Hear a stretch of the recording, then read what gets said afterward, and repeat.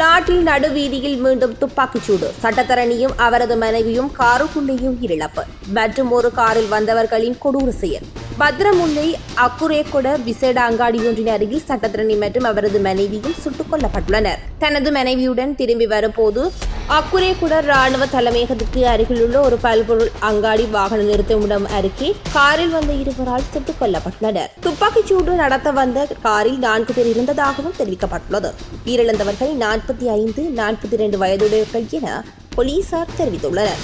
இந்த துப்பாக்கிச்சூட்டுடன் இந்த ஆண்டு இதுவரை நடந்த துப்பாக்கிச்சூடுகளின் எண்ணிக்கை 7ஆகவும் உயிரிழந்தவர்களின் எண்ணிக்கை 7ஆகவும் அதிகரித்துள்ளது.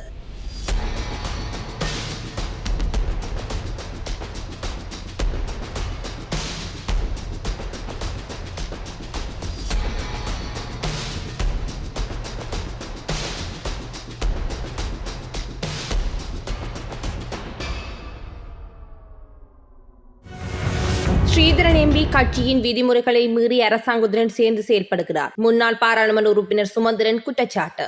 எதிர்கட்சிகளுடைய பிரதிநிதியாக செயற்படுகிறவர் அரசாங்க கட்சியோடு சேர்ந்து முழுமையாக எல்லா நியமனங்கள்லையும் 8 நியமனங்கள்லையும் அரசாங்கத்தோடு சேர்ந்து வாக்களித்திருக்கிறார். அதில் இந்த இராணுவத்தினருக்கு வாக்களித்தது 4 தடவைகள்.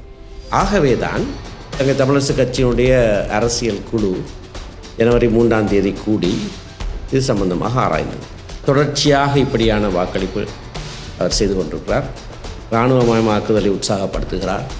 ஆகவே நாங்கள் அவருக்கு ஒரு அறிவுரை, ஒரு பணிப்புரை ஒன்று கொடுப்பதென்று தேகமனதாக தீர்மானித்தோம்.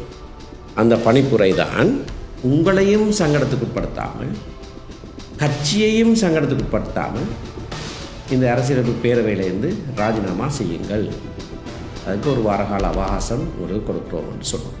ஆனால் அவர் ராஜினாமா செய்யும். நான் எப்படியாக வாக்களித்தேன் வாக்களிக்கவில்லை என்றதை பற்றியும் எங்களுக்கு சொல்ல தேவையில்லை என்று சொன்னார். ஆகவே இது கட்சி சம்பந்தமான ஒரு விஷயம் மட்டுமல்ல. ஒரு போருக்கு பின்னரான காலத்தில் இராணுவமயமாக்குதல் 16 வருஷங்களுக்கு தொடர்ந்து இருந்து கொண்டு இருக்கிற போது அதை இன்னும் வலுப்படுத்துகிற வண்ணமாக சுயாதீன ஆணைக்குழுக்குள்ள இராணுவ தளபதிகளை அனுப்புவது என்பது மிக மோசமான ஒரு செயற்பாடு. அதற்கு ஆதரவாக செயற்படுகிற போது நாங்கள் செய்கிற ஒரு மிக சிறிய ஒரு ஒழுக்காட்டு நடவடிக்கை தான் இந்த பாராளுமன்ற குழு தலைவர் பதவியில் நீங்கள் நியமிக்க முடியாது என்று சொல்லுவது. இலங்கை தமிழரசு கட்சியிலும் பிரதான எதிர்க்கட்சியிலும் பாடசாலைக்கு செல்லாத பல பாராளுமன்ற உறுப்பினர்களாக இருக்கின்றனர். கிண்டல் அடித்த அனுர அரசின் அமைச்சர் விமல் ரத்நாயக்க. පාර්ලිමේන්තුවට ඇවිල්ලා තියෙනවනේ සජබෙන් සහ සමහර තමිල්ලරසු කට්ටියලත් එක්කෙන දෙනෙක් ඉන්නවත් සභාපතිතුමා මම සමාවෙන්න ඕන කියනවට ඔබතුමා තියාගෙන අපිට සැකයකළු ඉස්කෝලේ ගිහිල්ලානේ. தலைவர் அவர்கள் இங்கே இருக்கின்றார், அவர்கள் மன்னித்துக் கொள்ளணும். நான் உண்மையை கூற வேண்டும். இந்த இங்கே பாராளுமன்றத்தில் வருகை தந்த இந்த சஜபே அல்லது தமிழரசு கட்சியில் சில பேர் இருக்கிறார்கள். நான் நினைக்கிறேன் அவர்கள் பாடசாலை கூட செல்லவில்லையோ தெரியவில்லை. තමිල්ලරසු කට්ටියලා එක්කෙනයි මේ.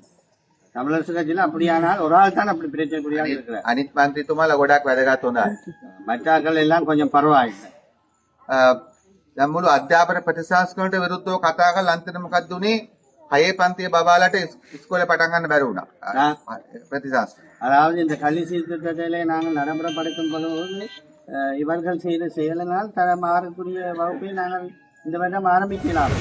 நாட்டில் அடுத்ததாக நாம் தான் ஆட்சிப்பீடம் ஏறுவோம். அவ்வாறு ஆட்சிப்பீடம் ஏறினால் அறக்கலைய போராட்டம் தொடர்பிலும் அந்த போராட்டத்திற்கு நிதி எவ்வாறு வந்தது என்பது தொடர்பிலும் தீவிரமாக விசாரணை நடத்துவோம். புது புரளியை கிளப்பும் நாமல் எம்பி. மேலும் மாவட்டத்தில் உள்ள ஸ்ரீலங்கா பொதுஜன பெரமுனவின் தலைமையகத்தில் நேற்று ஊடகங்களுக்கு கருத்து தெரிவிக்கும் போதே அவர் இதனை குறிப்பிட்டுள்ளார். நாட்டின் அரசியல் மாற்றத்திற்கு காரணமாக அமைந்த இந்த போராட்டம் தொடர்பில் உண்மைகளை கண்டறிய முறையான ஜனாதிபதி ஆணைக்குழு ஒன்று அமைக்கப்பட வேண்டும் எனவும் நாமல் ராஜபக்ஷ தெரிவித்துள்ளார். අපි පැහැදිලිවම අරගලය සම්බන්ධයෙන් සහ ඒ සඳහා විදේශ රටවලින් ආපු මුදල් සම්බන්ධයෙන් ජනාධිපති කොමිසමක් පත් කරලා ඒ කාරණය පිළිබඳව හොයනවා. මොකද ඇමරිකානු වර්තමාන ජනාධිපතිවරයා පවා ලංකාව සහ බංග්ලාදේශය ඇතුළු රටවල් කිහිපයක ආණ්ඩු වෙනස් කරන්න විදේශ මුදල් ආයෝජනය කරපු ආකාරය පිළිබඳ USAID ආයතනය හරහා මුදල් ආයෝජනය කරා කියන කාරණේ සඳහන් කරලා තියෙනවා. ඒ කියන්නේ පැහැදිලිවම මේ අයට විදේශ රටවලින් මුදල් ආවා. ඒ හින්දානේ අරගල හිටපු සමහර අය අද සමාජ මාධ්‍යට ඇවිල්ලා කියන්නේ අපි වාහන ගත්තා, අපි ගෙවල් ගත්තා, අපි රට ගියා. හැබැයි එක්කම ඒ Tamanට වාහනේ ගන්න, Tamanට ගෙවල් ගන්න, Tamanට රට යන්න බිල්ලට ලක් වෙච්ච අය දරුවෝ අද එල්ලුම්ගස් ගියා. ඉතින් අරගලේම එක කොට්ටාසයක් වාහන ගන්නයි, එක කොට්ටාසයක් මැටි ඇමතිවරු වෙන්නයි, එක කොට්ටාසයක් ගෙවල් ගන්නයි, තවත් කොට්ටාසයක් පිටරට ගිහිල්ලා පදිංචි වෙන්නයි, තවත් 12 දෙනෙක් එල්ලුම්ගස් යන්නයි බෑනේ. ඒ කියන්නේ පැහැදිලිවම මේ කාරණේ සම්බන්ධයෙන් මෙහෙවපු අය රජ වුණා. අනිත් අය එල්ලුම්ගස් ගියා. ඒක තමයි අවසානයේ සිද්ධ වුනේ. காதலர் தினத்தை முன்னிட்டு நுவரேலியாவில் சிவப்பு ரோஜா 750 ரூபாவிற்கும் மஞ்சள் ரோஜா 600 ரூபாவிற்கும் வெள்ளை ரோஜா 400 ரூபாவிற்கும் விற்பனை செய்து வருகின்றனர்.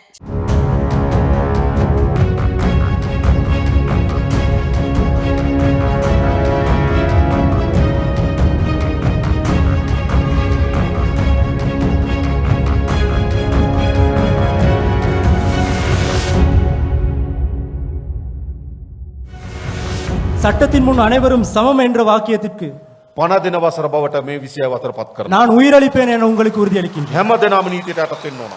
அனைவருக்கும் அது சமம் என நான் உறுதியளிக்கின்றேன். එහෙම රටක් අපිට අවශ්‍ය නැද්ද?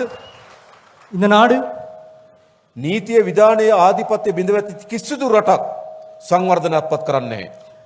எந்த ஒரு நாட்டிலும் சட்டம் கீழ்நோக்கி இருந்தால் அந்த எந்த ஒரு நாடும் அபிவிருத்தி அடையாது. නීතිය බිඳවැටුණු තැන බලය හොබවන්නේ சட்டம் கீழிருந்து இருக்கின்ற நாட்டிலே பலம் தோங்கி நிற்பது අපරාධකරුවන්. குற்றவேட்களை செய்பவர்களாக. නීතිය නැති තැනක சட்டம் இல்லாத இடத்தில் ඉහළ වැජබෙන්නේ අපරාධකරුවන්. அங்கே நிலைத்திருப்பது குற்றவாளிகளே. මේක තමයි සත්‍යය. எமக்கு தேவை வளம். එහෙම රටකට යන්න බෑ. அந்த நாடு என்றும் முன்னேறாது. ඒ නිසා අපේ මහජනාරක්ෂාව ඇමතුමා, අපේ ලේකම්තුමා, අපේ පොලිස්පතිතුමා, ඒහා බැඳුණු සමස්ත පොලිස් යාන්ත්‍රණ, අපේ ත්‍රිවිධ හමුදාව, මේ සියලු දෙනාගේ මම ඉල්ලා සිටිනේ අපි ඔක්කොම එකට පොරබදමු අපේ රට නීතියේ විධානයේ ආධිපත්‍ය தகவல் කරන රාජ්‍ය බවට පරිවර්තනය කරන්න. ஆகவே நான் இந்த இடத்திலே கேட்டுக்கொள்வது பொதுமக்கள் பாதுகாப்பு அமைச்சர் மற்றும் போலீஸ் மா அதிபர் அவர்களோடு நான் கேட்டுக்கொள்வது இந்த நாட்டிலே சட்டத்தை உறுதி செய்வோம் என. ඔබ අහලා තියෙන කළු රටවල් ගැන. நான் கேட்கவில்லை கருப்பான ஒரு ඒ நாட்டை. සෑම කළු රටකම පදනම වන්නේ කුමක්ද? නීතිය බිඳ වැටීම. அந்த நாடுகளிலே காணப்படுவது சட்டம் கீழே கிடப்பது. අපරාධකරුවන් පිණුම් අහන නීතිය බිඳ වැටි තැනක. குற்றவாளிகள் அந்த நாட்டிலே சட்டத்தை மிதிப்பார்கள். ඒ නිසා අපි නීති විධානයේ ආධිපත්‍ය රටක් හදනවා. ஆகவே நாங்கள் சட்டத்தை மதிக்கும் நாட்டை உருவாக்க வேண்டும். අපිට අවශ්‍යයි මොන වගේ රටක්ද? நமக்கு தேவை எந்த வகையான நாடு? අපි විඳපු දුක් අපේ දරුවන් විඳින්න ඕන නැති රටක් අපිට අවශ්‍යයි. நாம் பெற்ற துன்பங்கள் நம்முடைய பிள்ளைகள் பெறக்கூடாது என்று நம்பிக்கை கொள்ள வேண்டிய நாடு. අපි මූණ දීපු අර්බුදයන් වලට මූණ නොදෙන දරුවන්ගේ රටක් අපිට අවශ්‍යයි. நாம் மேற்கொண்ட பொருளாதார நெருக்கடிகளுக்கு நமது பிள்ளைகள் முகம் கொடுக்க கூடாது என்ற நாடு. ඒකයි අපි හදන්නේ. அதுவே நாங்கள் செய்ய வேண்டும். අන්න එහිදී අද අපි හැම හිතෙන ප්‍රධානම තර්ජනය அதுதான் நாங்கள் அதனுடைய பிரதான காரணமாகும். මා කලින් කියපු කරුණු වැදගත්. நான் முன்னே கூறிய காரணம் மிகவும் முக்கியமானது. හැබැයි සියල්ල ජයග්‍රහණය කරත් වැඩක් නැහැ. ஆகவே எல்லாற்றையும் வெற்றி கொள்ள முடியாது. අපේ දරුවන් මද්ද්‍රව්‍ය ගොදුරු බවට පත් වෙලා තිබෙනවා නම් எமது பிள்ளைகள் போதைப் பொருளுக்கு அடிமையாகி உள்ளார்கள். අද මේ මද්ද්‍රව්‍ය ගම් නියම් ගම් දක්වා පැතිර තිබෙනවා. இன்றைய காலகட்டத்திலே கிராமம் தோறுமாக இந்த போதைப் பொருள் வியாபித்துள்ளது. හෙරවුන් මදක පොලිස් නිලධාරි මහත්තුන්ට සාතික ප්‍රදාන කරනකොට හෙරවුන් අහුනේ ඈත ගම්වලින් බව පෙන්නුවා. ஹெரோயின் போதைப் பொருள் கிடைக்கப்பெற்ற போலீஸ் உத்தியோகத்தால் கிடைக்கப்பெற்றது எல்லா கிராமங்களிலுமே. පැතිරලා තිබෙන්නේ அது தற்போது வியாபித்துள்ளது. මද්ද්‍රව්‍යයකට ගොදුරු වීම போதைப் பொருளுக்கு அடிமையாதல் පළමු කොටම වින්දිතය බවට පත් වෙනවා එම ගොදුරු දරුවා. முதல் முறையாகவே அவர் குற்றவாளியாக அடையாளம் காணப்படுகின்றார். அதற்கு அடிமையான දෙක අම්මා සහ තාත්තා. இரண்டாவது அது தொடர்பான சமூகம். අනතුරුව පවුල. மூன்றாவதாக குடும்பம். වින්දිතයන්. அதற்கு அடிமையானவர்.